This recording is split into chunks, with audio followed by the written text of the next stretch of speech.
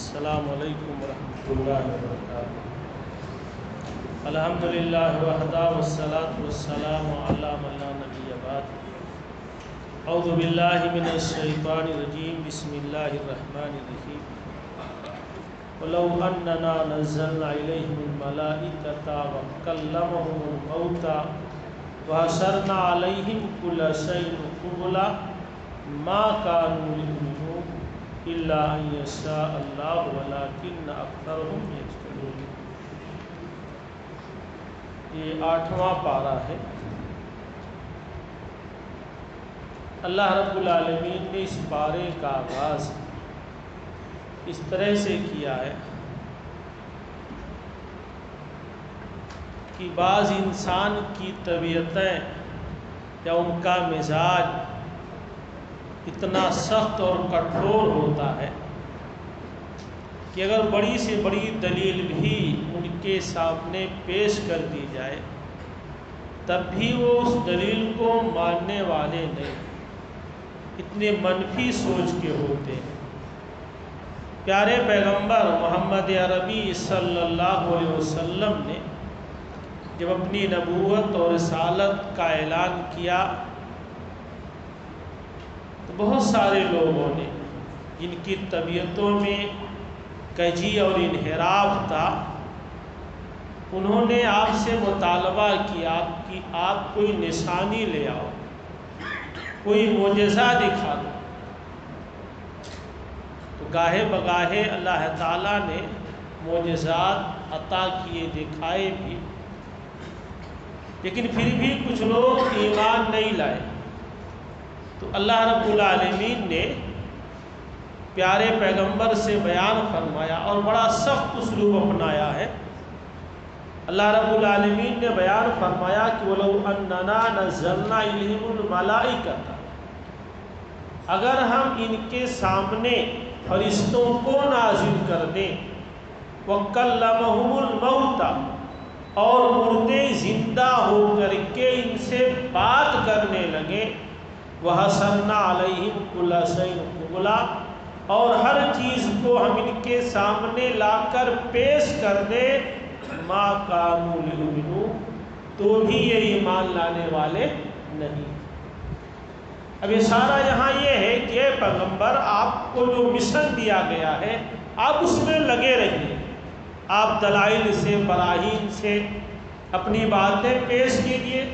جن کی طبیعتوں میں بہتری ہوگی، صالحیت ہوگی، درستگی ہوگی، وہ اس چیز کو قبول کر لیں گے، اور جن کی طبیعتوں میں کجروی ہے، انحراف ہے، یا جن کی سوچ ہی منفی ہے، تو بڑی سی بڑی دلیل بھی اگر ان کے سامنے پیش کر دی جائے، جیسا کہ اللہ نے کہا کہ فرشتوں کو ہی نازل کر دیں، مردوں کو زندہ کر دیں، وہ بولنے لگے، کائنات کی ہر چیز ان کے سامنے پیش کر دیں، پھر بھی یہ لوگ ایمان نہیں لائیں گے۔ کیوں؟ اللہ نے کہا کہ ان میں اکثر لوگ جاہل، چند ہی لوگ، اللہ انشاءاللہ کچھ لوگ ہو سکتا ہے ایمان لائیں، ورنہ اکثر لوگ جاہل ہیں۔ جہالت اس معنی میں نہیں کہ ان کو معلوم نہیں، جہالت اس معنی میں بھی ہوتی ہے کہ ان کے ہاں کٹ حجتی ہوتی ہے، ہٹ درمی ہوتی ہے، ایک طرح سے انانیت اور ایگو ہوتا ہے، کس کو کیسے قبول کریں، یہ اچھی طبیعت کے لوگ نہیں ہیں۔ ایک چیز اور اللہ تعالیٰ نے بات کی آیتوں میں بیان کیا ہے کہ یہ قبول نہ کرنا یہ عداوت اور دشمنی کی بنیاد پر بھی ہو سکتی ہے۔ اللہ نے بیان کیا كَذَلِكَ جَعَلْنَا لِكُلِّ نَبِيٍّ عَدُوًّا شَيَاطِينَ الْإِنسِ وَالْجِنِّ، انسانوں جناتوں میں جو شیطان صفت کے لوگ ہیں، اللہ نے کہا کہ یہ نبیوں کے دشمن ہوتے ہیں۔ ہر نبی کے ہم نے دشمن بنائے ہیں، انسانوں اور جناتوں میں جو شیطان صفت، کیونکہ یہی دو مخلوق ہیں جو مکلف ہیں، جن کو اللہ نے شریعت کا حکم دیا، وَمَا خَلَقْتُ الْجِنَّ وَالْإِنسَ إِلَّا لِيَعْبُدُونَ۔ جیسے ہم اور آپ ایمان لاتے ہیں، ایسے جن بھی ایمان لاتے ہیں۔ تو اللہ نے کہا ان میں سے، انسانوں جناتوں میں سے جو شیطان صفت کے لوگ ہیں، وہ نبیوں کے دشمن ہے۔ یہاں بھی اشارہ ہے کہ آپ اپنے کام میں لگے رہیے، اپنے مشن میں لگے رہیے، آگے آپ بڑھتے رہیے، آپ بہت زیادہ کبیدہ خاطر نہ ہو، آپ بہت زیادہ پریشان نہ ہو، بلکہ بہت ساری آیتوں جیسے سورہ کہف وغیرہ میں اللہ تعالیٰ نے بیان کیا کہ فَلَعَلَّكَ بَاخِعٌ نَفْسَكَ عَلَىٰ آثَارِهِمْ إِن لَّمْ يُؤْمِنُوا بِهَٰذَا الْحَدِيثِ أَسَفًا۔ اے نبی، لگتا ہے کہ اس بات پر کہ لوگ ایمان نہیں لا رہے ہیں، آپ ان کے پیچھے پڑ کر اپنے آپ کو ہلاک و برباد کر لیں گے، تو ایسا نہ کیجیے، آپ لگے رہیے اپنے مشن میں، اور ان کی کٹ حجتی یا ان کی عداوت و دشمنی کا آپ خیال نہ کیجیے۔ آگے کی آیت میں اللہ تعالیٰ نے بنی اسرائیل کے حوالے سے زیادہ بات بیان کی ہے، آگے چل کر ایک اور اہم بات بیان کی ہے کہ فَمَن يُرِدِ اللَّهُ أَن يَهْدِيَهُ يَشْرَحْ صَدْرَهُ لِلْإِسْلَامِ۔ یہ بڑی سعادت کی بات ہے۔ اللہ بیان فرماتا ہے کہ اللہ جس کے ساتھ بھلائی کا ارادہ کرتا ہے، جسے اللہ تعالیٰ ہدایت دینا چاہتا ہے، اس کے سینے کو اسلام کے لیے کھول دیتا ہے۔ اسلام سے متاثر ہونا، اسلام کو قبول کرنا، اسلام کے سلسلے میں اچھی رائے رکھنا، یہ گویا اللہ کی طرف سے اس بندے کے لیے سعادت مندی اور خیر کی بات ہے۔ ورنہ یہ سعادت، اسلام کا ملنا، ہدایت پانا، یہ ہر ایک کے نصیب میں نہیں۔ اللہ تعالیٰ نے بیان کیا ہے کہ اللہ جس کو ہدایت دینا چاہتا ہے، یشرح صدرہ للاسلام، اس کے سینہ کو اسلام کے لیے کھول دیتا ہے، اور جسے اللہ گمراہ کرنا چاہتا ہے، یجعل صدرہ ضیقا حرجا، اس کے سینہ کو تنگ کر دیتا ہے۔ یہ بصارت جو ہے، بصارت دل، اسی کو اللہ تعالیٰ نابینا کر دیتا ہے۔ اور جب اللہ بھلائی کا ارادہ کرتا ہے، ہدایت دینا چاہتا ہے، تو یہ بصیرت بھی اللہ تعالیٰ عطا کر دیتا ہے، اس کے سینے کو اسلام کے لیے کھول دیتا ہے۔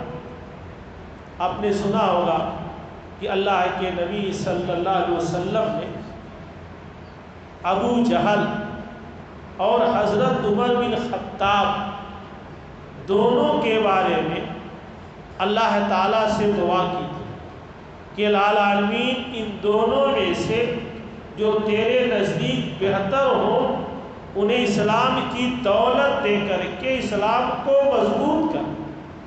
اور اللہ تعالیٰ نے حضرت عمر بن خطاب کے سلسلے میں پیارے پیغمبر کی دعا قبول کر لی۔ عمر بن خطاب کے ذریعے اللہ دین کی خدمت لینا چاہتا تھا، انہیں اسلام کی سعادت نصیب فرمائی، ان کو ہدایت دے دیا، ان کے سینے کو اسلام کے لیے کھول دیا۔ لیکن ابو جہل کو پہلے ابو الحکم کہتے، حکمت والا، شعور میں، آگہی میں، فکر میں بڑے اونچے مقام کا تھا، لیکن اس کی قسمت میں ہدایت یا ایک اسلام نہیں لکھی تھی۔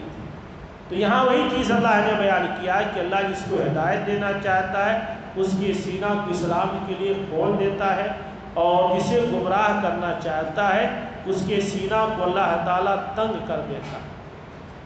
اس کے بعد اللہ تعالیٰ نے ان سجین کو خطاب کر کے کہا کہ کیا تمہارے پاس رسول نہیں آئے جو تم پر ہماری آیتوں کو بیان کرتے اور تم کو آج کے دن سے ڈراتے؟ وہ کہیں گے کہ کیوں نہیں، ہم نے اپنے آپ پر گواہی دی۔ کچھ ایسے مجرمین کر قیامت کے دن اللہ کے سامنے پیش کیے جائیں گے، تو اللہ تعالیٰ ان سے کہے گا کہ کیا تمہارے پاس ہمارے رسول نہیں آئے، ہماری آیتیں تمہارے سامنے پیش نہیں کی، آج کے دن سے تم کو ڈرایا نہیں؟ تو یہ اعتراف کریں گے، جیسا کہ سورہ ملک وغیرہ میں ہے، وہ کہیں گے کہ ہمارے پاس ڈرانے والے آئے، رسول آئے، لیکن ہم نے ان کو کوئی اہمیت نہیں دی، ہم نے سمجھا یہ کوئی چیز نہیں ہے، ہم خاطر میں نہیں لائے، ہم نے ان کی باتوں کو تسلیم نہیں کیا، جس کی وجہ سے یہ دن دیکھنا پڑ رہا ہے۔ آگے چل کر کے اللہ رب العالمین نے اپنی عظمت و بڑائی کا تذکرہ کیا ہے، اور پھر کچھ ایسے جانوروں کا تذکرہ کیا ہے جن کا کھایا جانا حلال ہے، درست ہے۔ آگے اللہ رب العالمین نے کچھ باغوں کا تذکرہ کیا ہے کہ وَالَّذِي أَنشَأَ جَنَّاتٍ مَّعْرُوشَاتٍ وَغَيْرَ مَعْرُوشَاتٍ وَالنَّخْلَ وَالزَّرْعَ مُخْتَلِفًا أُكُلُهُ وَالزَّيْتُونَ وَالرُّمَّانَ مُتَشَابِهًا وَغَيْرَ مُتَشَابِهٍ۔ یہ اللہ کی نعمتیں ہیں، کھجور ہے، انگور ہے، یہ باغات ہیں، زیتون ہے، رمان ہے، انار ہے۔ اللہ تعالیٰ نے ان کو بطور احسان کے ذکر کیا ہے، کلوا من ثمرہ لا دو چیز، جب یہ باغ پھل دے تو اس کو کھاؤ۔ آگے ہے وَآتُوا حَقَّهُ یوم حصادہ، اور ان کے کاٹنے کے دن ان کے حقوق بھی ادا کرو۔ ہمارے بعض احباب میں میری گفتگو ہوئی ہے کہ ہر چیز کا ایک حق ہوتا ہے۔ باغ ہے، کھیتی ہے، جب باغ و کھیتی کے کٹنے یا توڑنے کا وقت ہو تو اس میں غربا مساکین کا بھی حق ہے۔ آتو حقہ یوم حصادہ، ایسا نہیں اس کو لے آؤ پہلے اسٹور کر لو پھر ہم تقسیم کریں، نہیں، وہیں سے تقسیم کر دو، وہ ان کا حق ہے۔ اگر ان کی حق تلفی ہوئی تو اللہ تعالیٰ بہت بڑے سزا سے دوچار کر سکتا ہے۔ ہمارے گاؤں دیہات میں ہم نے بچپن میں دیکھا کہ جو باغ والے ہوتے تھے تو جب باغ کے پھل توڑے جاتے تو گاؤں کے لوگ اکٹھا ہوتے اور تھوڑا تھوڑا سب کو دے دیے جاتے، لیکن دھیرے دھیرے زمانہ بدلا، لوگوں کی نیتوں میں کھوٹ آنے لگا یا ان کی ضرورتیں زیادہ بڑھ گئی، لوگوں نے دینا بند کر دیا، حتیٰ کہ رشتے ناتے داروں کو بھی لوگ نہیں دیتے۔ دھیرے دھیرے ایسا ہوا کہ بہت سے درخت سوکھ گئے، اب تو بہت سے باغ ہی ختم ہو گئے۔ بہت سارے مفکرین دانشوروں نے کہا ہے، بڑے تجربے کی بات، کہ اس کنویں کا پانی نہیں سوکھتا ہے جس کنویں کا پانی نکلتا ہے، وہ کنواں سوکھ جاتا ہے جس سے پانی نکالنا بند کر دیا جائے۔ تو کبھی کبھی نعمتیں اللہ تعالیٰ چھین لیتا ہے جب ہم ان نعمتوں کی ناشکری کرتے ہوئے صرف اپنے ہی لیے محدود کر دیتے ہیں۔ ایک واقعہ ہے سورہ قلم کا، سورہ نون بھی جس کو کہتے ہیں، اصحاب الجنہ کا واقعہ کل کچھ بھائیوں کے سامنے ذکر آیا تھا کہ ملک صنعاء میں ایک شخص تھا جس کے پاس ایک باغ تھا۔ اس نے اپنا ایک دستور بنا رکھا تھا کہ جب باغ کے پھل کو توڑتا تو اس کو 3 حصوں میں تقسیم کر دیتا، ایک حصہ غربا مساکین پہ تقسیم کر دیتا، ایک حصہ باغ کی دیکھ ریکھ کے لیے رکھ لیتا، اور ایک حصہ اپنے بیوی بچوں پر خرچ کرتا۔ یہ اس کا معمول تھا، اللہ تعالیٰ اس کو نوازتا تھا، دیتا تھا۔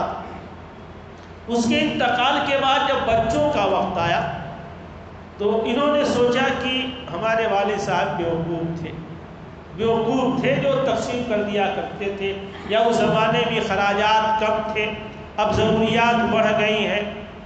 ایسا ہے کہ ہم ایسے دن ایسے وقت میں پھل توڑیں جب کوئی غریب مسکین وہاں نہ پہنچنے پائے۔ شام ہی میں ان لوگوں نے آپس میں طے کیا کہ صبح صبح اٹھ کے جائیں گے، چپکے جائیں گے، کسی کو کانوں کان خبر نہ ہو، ورنہ غربا مساکین بھی پہنچ جائے۔ انہوں نے اپنے پلان کے مطابق صبح صبح اٹھے اور پھر چل پڑے، آپس میں چپکے باتیں کرتے ہوئے کہ کسی کو خبر نہ ہو۔ لیکن جب وہاں پہنچے تو پہلے یہ لگا کہ ہم غلط جگہ پر پہنچ گئے، راستہ بھول گئے۔ پھر دھیان سے دیکھا تو کہا نہیں، بل نحن محرومون، ہم راستے ہی پر ہیں لیکن ہم محروم کر دیے گئے۔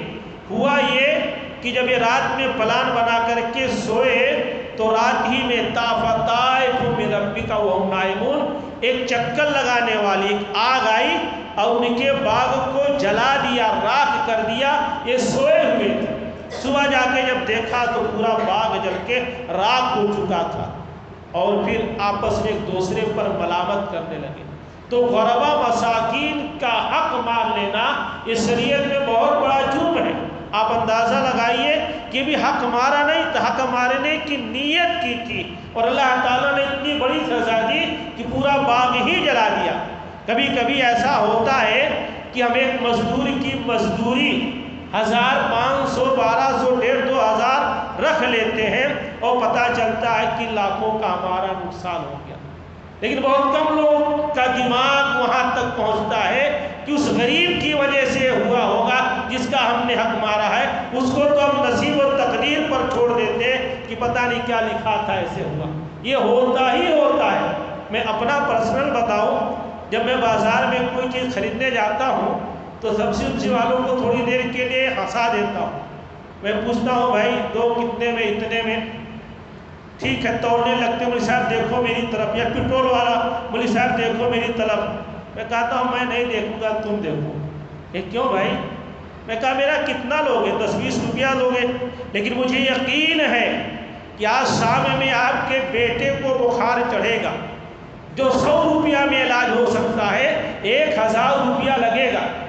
آپ اپنے فیلڈ میدان میں چالاک بن رہے ہیں. یہاں ہوشیاری سے ہمارا 10-20 لے لیں گے، وہ میڈیکل والا ڈپلیکیٹ دوا دے کر کے، جہاں 100 روپے میں آپ کا علاج ہو سکتا ہے 1000 آپ سے لے گا. ایسی دنیا چل رہی ہے. ہم اپنے میدان میں اپنے فیلڈ میں ہوشیار ہیں اور دوسری جگہوں پر ہم کٹ رہے ہیں. جب میں ایسے کہتا ہوں تو واقعی وہ ڈر جاتے ہیں، مولوی صاحب نے دیکھو بڑھا کر کے میں توڑتا ہوں. واقعی الحمدللہ میں کبھی نہیں دھیان دیتا، کیونکہ میں جانتا ہوں کہ لے گا تو کہیں نہ کہیں دے گا، اور دیتا ہی دیتا ہر آدمی.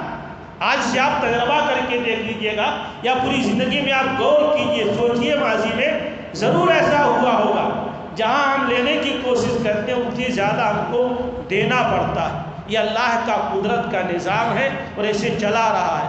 تو اللہ نے بیان کیا کلوا من ثمرہ اذا اثمر، جب پھل توڑو تو اس کو کھاؤ بھی، وآتوا حقہ یوم حصادہ، اور توڑنے کے لیے اس کا حق ادا کرو، ولا تسرفوا، اور اسراف نہ کرو، انہ لا یحب المسرفین، اللہ اسراف کرنے والوں کو پسند نہیں کرتا.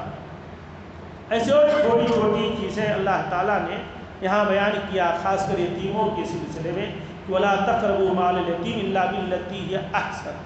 بہت سخت تاکید ہے قرآن و حدیث میں یتیموں کے تعلق سے کہ یتیموں کی خبر گیری ہو، ان کے مال میں شفافیت ہو، امانت داری ہو، کسی طرح کا غش اور خیانت نہ ہو. خاص کر جب یتیم نابالغ ہو، چھوٹے ہوں، جب بڑے ہو جائیں تو ان کی امانت ان تک پہنچاؤ. قرآن کی کئی آیتوں میں اللہ تعالیٰ نے یہاں بیان کیا. اور ایک چیز اور، اللہ تعالیٰ کا بہت بڑا احسان ہے کہ اگر ہم ایک نیکی کرتے ہیں تو اللہ تعالیٰ 10 اجر دیتا، بلکہ 700 گنا تک اللہ دے دیتا. لیکن اگر ہم گناہ کرتے ہیں تو اللہ تعالیٰ ایک ہی سزا لکھتا. یہ رب کا بہت بڑا فضل و کرم اللہ تعالیٰ نے یہاں بیان کیا ہے. من جاء بالحسنۃ فلہ عشر امثالہا، کہ جو ایک نیکی لے کر آتا ہے اس کے لیے 10 نیکی کے برابر ثواب ملتا ہے. ومن جاء بالسیئۃ، اور جو گناہ لے کر آتا ہے فلا یجزی الا مثلہا، تو اسی کے برابر ہی اسے سزا دی جاتی ہے اور وہ ظلم نہیں کی جاتی. اس سلسلے میں حدیث قدسی بھی ہے کہ اگر آپ کسی بھلائی کا ارادہ کر لیں اور وہ بھلائی نہ کر سکیں، بھلائی کا ارادہ کر لیں، نیکی کا ارادہ کر لیں اور نیکی نہ کر سکیں، تب بھی اللہ تعالیٰ نیکی لکھ دیتا ہے، صرف نیت کی بنیاد پر. اچھائی کی نیت کی لیکن اچھائی نہیں کر پائے، لیکن اللہ نیکی لکھ دیتا. اور اگر آپ اچھائی کر لیں تو اللہ 10 اور 10 سے زیادہ 700 گنا تک نیکی لکھ دیتا ہے. اور اگر آپ برائی کا ارادہ کریں اور برائی نہ کر سکیں تو ہمارا رب گناہ نہیں لکھتا. اگر برائی کی نیت کرنے ارادہ کرے لیکن برائی نہ کریں تو اللہ گناہ نہیں لکھتا ہے، اور اگر برائی کر لیں تو صرف ایک ہی گناہ لکھتا ہے. یہ اللہ کا بہت بڑا فضل ہے، ہم اس پر اللہ کا ہمیں شکر گزار ہونا چاہیے. اس کے بعد اللہ تعالیٰ نے سورہ اعراف میں چل کر کے ابتدائی آیت میں آدم و حوا کی تخلیق کا تذکرہ کیا ہے کہ کس طرح سے اللہ تعالیٰ نے ان دونوں کی تخلیق کی اور پھر فرشتوں کے ذریعہ آدم کا سجدہ کروایا، اور پھر دونوں کے ذریعہ جو غلطی ہوئی اس کا بھی اللہ نے ذکر کیا، اور پھر دونوں کس طرح سے روئے زمین پر اتارے گئے. ایک آخری چیز یہاں کہ اللہ تعالیٰ نے آدم اور حوا کو جنت میں ٹھہرایا، ان کو جنتی لباس دیا. کیسا لباس تھا؟ اس کی کوئی تفسیر کی کتابوں میں نہیں ملتی، لیکن ایک لباس تھا. اور جب ان دونوں نے اس درخت کو چکھ لیا، فلما ذاقا الشجرۃ، جب دونوں نے اس درخت کو چکھ لیا. اچھا، درخت کی بھی وضاحت نہیں ہے کہیں کہ وہ گیہوں تھا کیا تھا، کیونکہ وہ غیر ضروری بحث ہے. جیسے بہت لوگ سوال کرتے کہ وہ موسیٰ کی دادی کا نام کیا تھا، فرعون کے نانا کا نام کیا تھا. غیر ضروری تھی. بہت ضروری ہوتا تو قرآن بیان کرتا. شجرہ کہہ دیا کافی. اب زبردستی کی تفسیر نہیں، گیہوں تھا، یہ تھا، وہ تھا، بلا ضرورت کی چیز. جب دونوں نے درخت کو چکھ لیا تو بدت لہما سوآتہما، تو دونوں کے پردے کی جگہیں ظاہر ہو گئی، وہ لباس گر گیا. وَطَفْقَ يَخْصِفَانِ عَلَيْهِمَا مِنْ وَرَقِ الْجَنَّةِ، جلدی سے جنت کے پتوں سے اپنے آپ کو چھپانے لگے. میں اسے بتانا چاہتا ہوں کہ فطرت حیا، یہ حیا، غیرت، شرف، یہ انسان کی فطرت میں داخل، یہ انسان کی فطرت میں داخل. غیرت، حیا، شرف.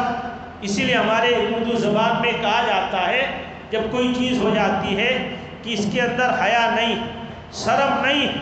کب؟ جب آدمی بے حیائی پر اتر آتا. ہمارا معاشرہ بھی کہیں نہ کہیں ایسی ڈگر پر کبھی کبھی چل پڑتا ہے کہ کہنا پڑتا ہے کہ انسانیت ختم ہو گئی. جب آدمی بے حیائی کی طرف مائل ہو تو گویا اصل انسانی سرشت و فطرت اس کے اندر نہیں رہ گئی. تو یہاں اللہ تعالیٰ نے اسی چیز کا تذکرہ کیا ہے کہ یہ حیا، غیرت، یہ انسان کی فطرت میں داخل ہے. اور اس کے بعد پھر آدم حوا کے توبہ کا تذکرہ کیا کہ اللہ تعالیٰ نے ان کو سکھایا کہ قال ربنا ظلمنا انفسنا وان لم تغفر لنا وترحمنا لنکونن من الخاسرین. اور پھر اللہ تعالیٰ توبہ قبول کیوں نہیں کرتا جب خود ہی سکھا رہا ہے کہ یہ دعا پڑھ لو. واضح میں کہ ہم نے ان کو سکھائی. اب آپ اگر ٹیچر ہیں، مجتہد ہیں، امتحان لینے والے ہیں، اسٹوڈنٹ سے کہہ دیں کہ یہی جواب یہی لکھ لو، آپ ہی کو چیک کرنا ہو، تو اب اس کے پاس ہونے میں کوئی دو رائے نہیں. تو اللہ تعالیٰ جب خود ہی وہ دعا بتا رہا ہے کہ دعا پڑھ لو، تو اب اس دعا کے قبول ہونے میں کوئی شک و شبہ نہیں ہے. دونوں نے دعا کی ربنا ظلمنا انفسنا وان لم تغفر لنا وترحمنا لنکونن من الخاسرین. دیکھیے، چاہے کوئی بیماری ہو، چاہے کوئی مصیبت ہو، چاہے کوئی پریشانی ہو، ہمیں توبہ کرنا چاہیے، اپنے گناہوں کی معافی مانگنی چاہیے. جب تک ہم اپنے گناہوں کی معافی نہیں مانگتے ہیں، ہم اس حالت سے دوسرے حالت کی طرف منتقل نہیں ہو سکتے. اس کی ایک مثال میں دوں. یہ تو آدم حوا کا مسئلہ ہی ہے. اس کے علاوہ ایک نبی تھے حضرت یونس علیہ السلام، آئے گا ان کا تذکرہ. حضرت یونس علیہ السلام کے بارے میں اللہ تعالیٰ نے سورہ صافات میں بیان کیا ہے کہ وَإِنَّ يُونُسَ لَمِنَ الْمُرْسَلِينَ. یونس علیہ السلام رسولوں میں سے تھے جن کو صاحب الحوت زنون کہا گیا ہے، مچھلی والے. اِذْ أَبَقَ إِلَى الْفُلْكِ الْمَشْحُونِ، اپنی قوم سے ناراض ہو کر کے بھری ہوئی کشتیوں کی طرف بھاگ گئے. فَسَاهَمَ، لوگوں نے قرآن اندازی کی. اب وہ تفصیلی حوالہ چھوڑ دیجیے. قرآن کہہ رہا ہے کہ بھری ہوئی کشتیوں کی طرف چلے گئے. جب کشتی میں سوار ہو گئے، لوڈ بوجھ زیادہ ہو گیا تو یہ ہوا کہ کسی کو پھینکا جائے. قرآن اندازی کی، فَكَانَ مِنَ الْمُدْحَضِينَ، تو قرآن میں حضرت یونس علیہ السلام کا نام آیا. لوگوں نے ان کو دریا میں، سمندر میں پھینک دیا. فَالْتَقَمَهُ الْحُوتُ، مچھلی نے ان کو نگل لیا، مچھلی کے پیٹ میں چلے گئے. بظاہر نکلنے کا کوئی راستہ نہیں.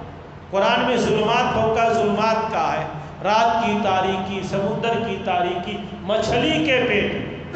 اسی چیز کو اللہ تعالیٰ نے سورہ انبیاء آیت نمبر 87 میں بیان کیا ہے کہ وَظَنُّونَ اِذْ ذَهَبَ مُغَاضِبًا. یاد کرو مچھلی والے کو جب وہ غصہ ہو کر کے بھاگ گئے تھے، فَظَنَّا انہوں نے یہ گمان کر رکھا تھا أَن نَقْدِرَ عَلَيْهِ کہ ہم ان پر قادر نہیں ہیں، فَنَعَدَ فِي الظُّلُمَاتِ انہوں نے تاریکی میں پکارا، شاید ہیلے ڈولے ہوں گے، کہیں احساس ہوا ہوگا کہ یار میں زندہ ہوں، میں زندہ ہوں، تو تاریکی میں پکارا، کیا کہا؟ اللہ الہ الا انت سبحانک انی کنت من الظالمین۔ میں الٹا ترجمہ کرتا ہوں، اے العالمین میں ظالموں میں سے ہوں، تیرے علاوہ کوئی معبود برحق نہیں، تیری ذات پاک ہے، اللہ الہ الا انت سبحانک انی کنت من الظالمین۔ صحیح حدیث میں آتا ہے کہ اگر کوئی آدمی اس دعا کے حوالے سے اللہ سے دعا کرے تو اللہ دعا ضرور قبول کرتا۔ حضرت یونس علیہ السلام نے دعا کی، اللہ نے کہا فاستجبنا لہ، ہم نے ان کی دعا سن لی، ونجیناہ من الغم، ہم نے ان کو غم سے نجات دے دی، وَكَذَلِكَ نُنْجِي الْمُؤْمِنِينَ۔ خالی یونس کا معاملہ نہیں ہے، ایسے ہی ہم مومنوں کو بھی نجات دیتے، لیکن کیسے؟ پھر سورہ صافات میں چلیے، اللہ نے کہا فَلَوْلَا أَنَّهُ كَانَ مِنَ الْمُسَبِّحِينَ، اگر یونس علیہ السلام مچھلی کے پیٹ میں تسبیح پڑھنے والے، یعنی لا الہ الا انت سبحانک انی کنت من الظالمین کہنے والے نہ ہوتے، اگر اپنے گناہوں کی معافی نہ مانگتے، اللہ سے اپنے گناہوں کی معافی نہ مانگتے، لَلَبِثَ فِي بَطْنِهِ إِلَى يَوْمِ يُبْعَثُونَ، تو مچھلی کے پیٹ میں قیامت تک پڑے رہتے۔ بڑا زبردست اللہ تعالیٰ نے تبصرہ کیا کہ یونس نبی رسول ہو کر کے اگر اپنے گناہوں کی معافی نہ مانگتے تو دوبارہ زندہ کیے جانے تک، قیامت تک مچھلی کے پیٹ میں پڑے رہتے۔ ہم اور آپ بھی اپنی بیماری میں، اپنے مسائل میں، بیٹا بیٹی کی شادی میں، مر مقدمات میں اگر اللہ کی طرف رجوع نہیں کریں، اللہ سے معافی نہیں مانگیں گے تو ہمارا مسئلہ بھی حل نہیں ہو سکتا ہے، ہماری زندگیاں ختم ہو جائیں گی، ہمارے مسائل برقرار رہیں گے۔ جب یونس علیہ السلام کا مسئلہ حل نہیں ہو سکتا تھا، قیامت تک مچھلی کے پیٹ میں پڑے رہ سکتے تھے، تو ہمارا اور آپ کا کیا ہے؟ تو یہ توبہ استغفار یہ بنیادی چیز ہے۔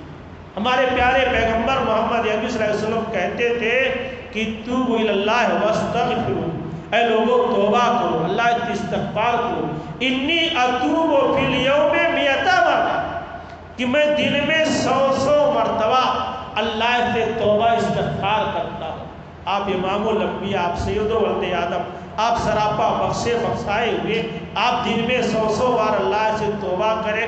ہم تو رات و دن کی ہر گھڑی میں کچھ نہ کچھ غلطیوں کو کوتاہی کرتے ہیں، کیا ہمارے لیے ضرور نہیں کہ ہم اللہ سے توبہ کریں؟ ہمیں بھی اللہ تعالیٰ سے توبہ کرتے رہنا چاہیے۔